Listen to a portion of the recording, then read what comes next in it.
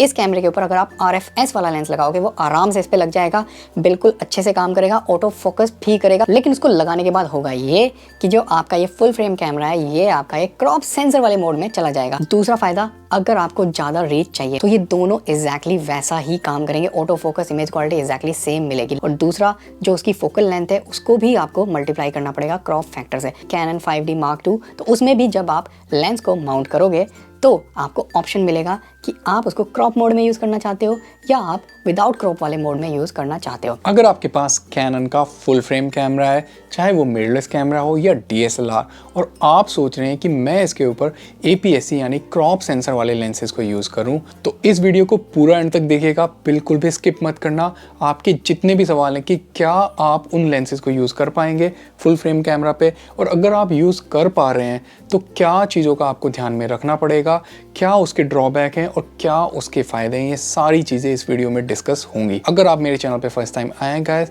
तो please channel को subscribe कर लें और वीडियो को आगे देखने से पहले एक लाइक तो दे ही दें। जैसा कि आप देख सकते हैं मेरे हाथों में अभी Canon EOS R8 full frame mirrorless camera. अगर मैं इस कैमरा के ऊपर कोई भी क्रॉप सेंसर वाले लेंसेज लगाता हूँ, कैनन के RF माउंट के जो क्रॉप सेंसर वाले लेंसेज है वो डिनोट होते हैं RFS से। तो इस कैमरे के ऊपर अगर आप RFS वाला लेंस लगाओगे वो आराम से इस पे लग जाएगा, बिल्कुल अच्छे से काम करेगा, ऑटो फोकस भी करेगा, कोई भी अडेप्टर की आपको जरूरत नहीं पड़ेगी। लेकिन उसको लगाने के बाद होगा ये कि जो आपका ये फुल फ्रेम कैमरा है ये आपका एक क्रॉप सेंसर वाले मोड में चला जाएगा। तो अगर आपने इसके ऊपर क्रॉप सेंसर वाला लेंस लगा दिया तो एग्जैक्टली वो वैसे ही काम करेगा जैसा कि आपका कैनन का कोई क्रॉप सेंसर कैमरा काम करता। तो अगर मैं कंपेयर करूं इसको एक R50 जो कि एक क्रॉप सेंसर वाला मिररलेस कैमरा है, मैंने मान लीजिए उसका किट लेंस इस वाले के ऊपर लगा दिया, तो ये दोनों एग्जैक्टली वैसा ही काम करेंगे, auto focus image quality exactly same मिलेगी। लेकिन एक बहुत बड़ा डिफरेंस आ जाएगा रेजोल्यूशन का। ये कैमरा है 24.2 मेगापिक्सल का, लेकिन जब मैं इसे क्रॉप सेंसर वाले लेंस के साथ यूज़ करूँगा तो ये मुझे जो इमेज देगा वो देगा 9.3 मेगापिक्सल की। अब ये 24 के बजाय 9.3 मेगापिक्सल की इमेज इसलिए देगा कि जो क्रॉप सेंसर वाले लेंस है उनमें आपका 1.6 टाइम्स का क्रॉप फैक्टर आ जाता है।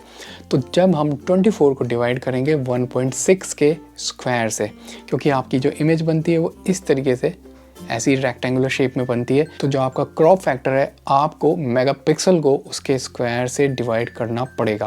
तो उसे डिवाइड करने के बाद जो मुझे वैल्यू मिल रही है वो 9.3 मेगापिक्सल की मिल रही है।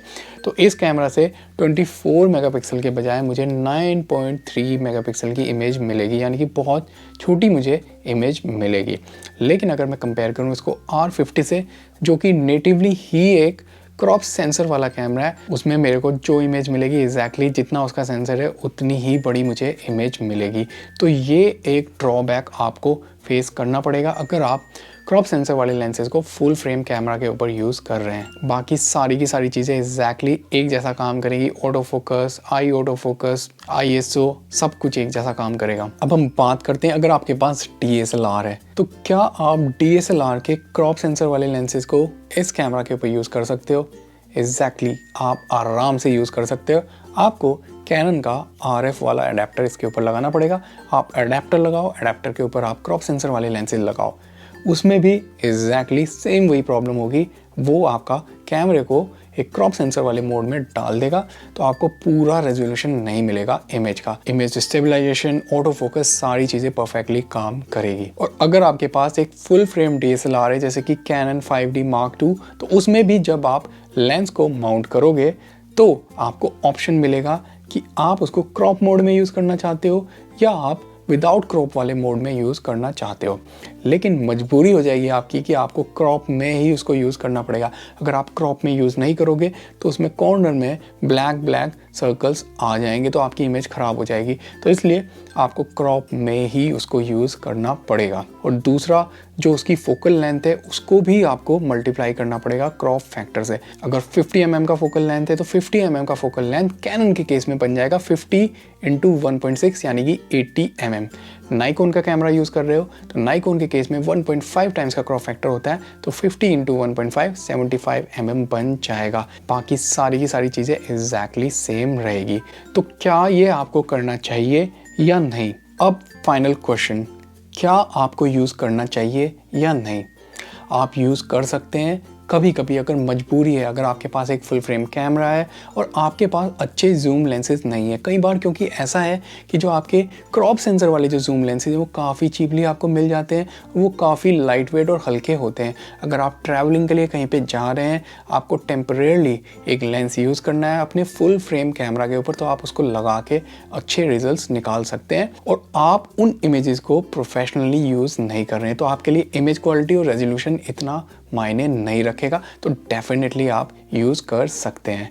लेकिन अगर आप एक प्रोफेशनल हैं, आप प्रोफेशनल काम करते हैं, तो तब मैं रिकमेंड करूँगा आप ऐसा बिल्कुल भी ना करें। दूसरा फ़ायदा, अगर आपको ज़्यादा रीच चाहिए, मान लीजिए कि आपके पास एक ऐसा लेंस है 250 mm की फोकल लेंथ का, मान लीजिए कि आपके पास 55 to 250 वाला किट लेंस है और आप उसको यूज़ करना चाहते हैं अपने फुल फ्रेम कैमरा में ताकि आपको थोड़ी ज़्यादा जूम रेंज मिल जाए, तो तब आप जब उसको यूज़ करेंगे अपने फुल फ्रेम कैमरा पे, तो 250 × 1.6 लगभग आपको 380 या 385 के आसपास की इफ़ेक्टिव फोकल लेंथ मिल जाएगी। 55 से 250 वाला जो लेंस है वो आपका बन जाएगा लगभग 85 to 380 के आसपास की फोकल लेंथ बन जाएगी, तो आप ज़्यादा दूर की चीज़ें अपने कैमरे में कैप्चर कर पाओगे। लेकिन जैसा कि मैंने आपको बताया, आपका रेजोल्यूशन कम हो जाएगा, 24 मेगापिक्सल की आपकी फ़ोटो बन जाएगी 9.5 या 9.3 मेगापिक्सल की, तो आपको कम रेजोल्यूशन मिलेगा।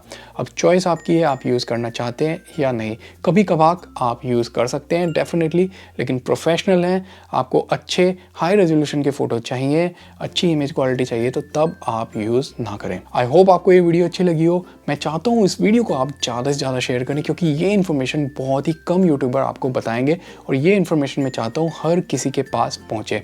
और मेरा कंटेंट अगर आपको अच्छा लगता है तो प्लीज़ चैनल को सब्सक्राइब करें और ऐसे ही सपोर्ट करते रहें।